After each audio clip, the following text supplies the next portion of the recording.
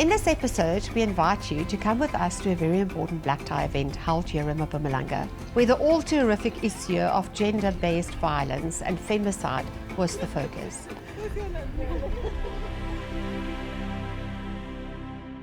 Gender-based violence and femicide has been a significant social ill plaguing South Africa with alarming rates of violence against all genders.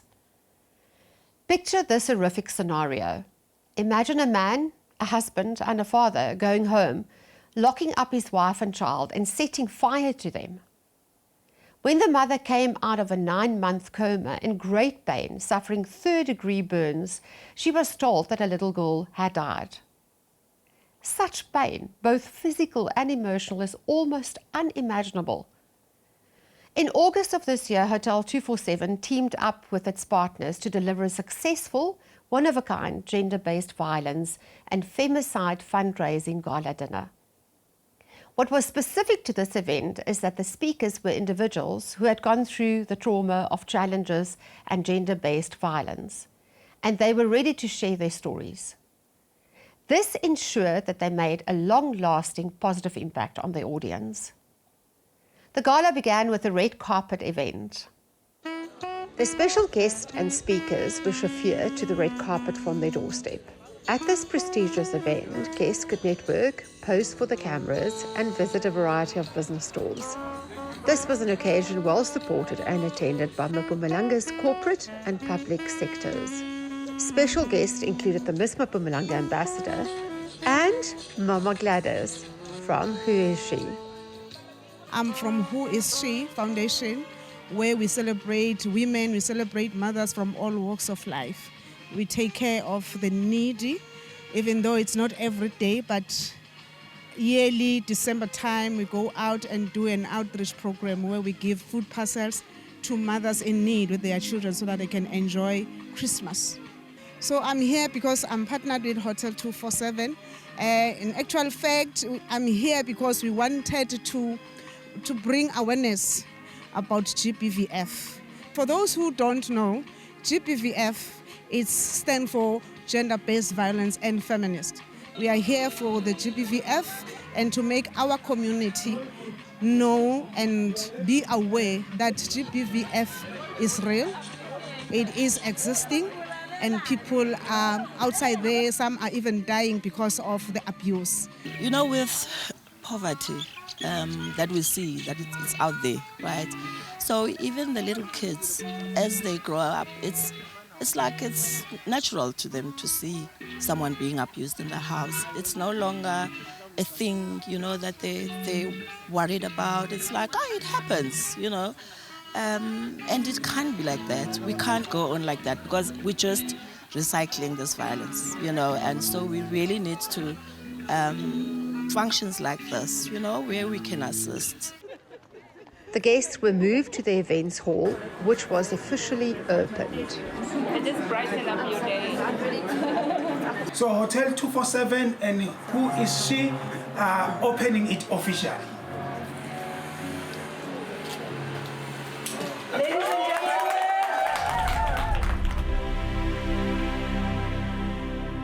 Today, we are pleased to be joined in studio by Blessing Mola, the Sales and Marketing Manager of Hotel 247 here in White River, and the driving force behind this powerful event. Welcome to the sofa. Thank you, ma'am. Thank you for having me. What made Hotel 247 get involved in such a sensitive matter? Well, I think it's important that everyone understand the fact that the issues of gender-based violence and femicide affect all of us. So as the result, our hotel forged a partnership with one of the local NGOs called Who Is She Foundation, which gave birth to 12 core partners. My goodness. To eventually come together against these issues of gender-based violence and femicide. So the main objective of this function, what was that? The main objective of this function was basically to try and identify ways to be able to bring up solutions around the issues of gender-based violence happening in our society, especially here in Mpumalanga. In the beginning of this program, I had an intro of a horrific event that happened to a person, her husband locking her up, setting her on fire. Thembi Mapanga, tell us a little bit more about that. Oh, wow. What a very sad story coming from a very courageous and bold woman. Ms. Thembi Mapanga, she is one of the women that have, experienced all the different levels of gender-based violence and femicide in their relationships. When you listen to her story speaking at the event, she said, "I thought I could change him." The abuse escalated until one day he bought petrol and locked me and my baby in the room and then set the room alight. So you hear such kind of stories, and then you realize that we are really, really living in a very, very dangerous environment. What was the outcome of the event? What happened afterwards? First of all, I have to highlight the fact that the event was declared an annual event. Well done. Yes. So every year we're going to be having this kind of event, but then we will have build-up of different programs that takes place building up to the actual event. Blessing, thank you very much for putting this event together and having these courageous conversations about femicide and gender-based violence. Well, thank you so much, ma'am, for giving us this kind of opportunities to be able to sit on your couch and tell you about our event. Blessing mentioned the disturbing account of Thembi Mapanga. Now we would like you to meet this exceptional lady, Mrs. Thembi Mapanga.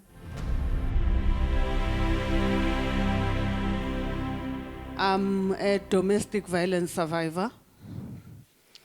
I'm an activist. I'm motivated by the events that I went through. Horrific as the events were, Thembi is still asked one question. What did you do to him? Nothing. You don't do anything to anybody who is broken and abusive. It happened so fast, and never ever I thought that it will escalate to what I am today. And it did. And it could be you, it could be your sister, it could be your child. And the person who did this is not like an animal or anything. It's our brothers, it's our uncles, it's our nephews. It's people that we live with.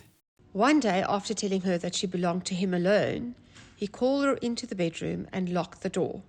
The next thing, there was a petrol can. And there was a match there. I fought him. I fought him with everything that I had, begging him, kicking and screaming, don't ignite the match. But that's what he wanted. He knew what he wanted to do. He set us alight. He locked the doors and left us there to die. And I only had few seconds to think, Thembi, what do you do now? I'm in flames. My daughter is screaming. She's only 2 years old. I had to go through the window as well, threw myself with water. Unfortunately, that's the last day I saw my daughter, that day. I went into a very long coma. Lasted me 4 to 5 months. I'm a third-degree burn survivor, meaning my burns are permanent. I refused to live my life in hiding. Me sitting there and fighting for my scars to heal, it was pain enough to not let anybody to look at me as a less of a human being. If you are within us and you think you're gonna fix somebody. You can't fix somebody who does not want to be fixed. You cannot. Unfortunately, the only thing you can do for yourself if you're going through abuse is to walk while you still can. They always saying, a divorced daughter is better than a dead one. So don't be a statistic. We are here, we're sharing awareness. I've lived a life, I've known the sides of it, I've lived the mocking, I'm still scarred, I'm still getting mocked even today. But by coming out and voicing out to the society that we need to be accepted.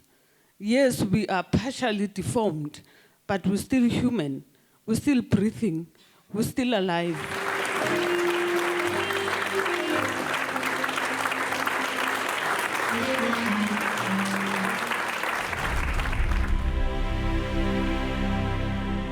There is one thing that these extraordinary people have shown us. We are resilient people and don't have to stay silent. By speaking out, we will create a better place for everyone. Well done. That's the end of our show. Please join us next time for another Shepherd Surfer Mpumalanga edition.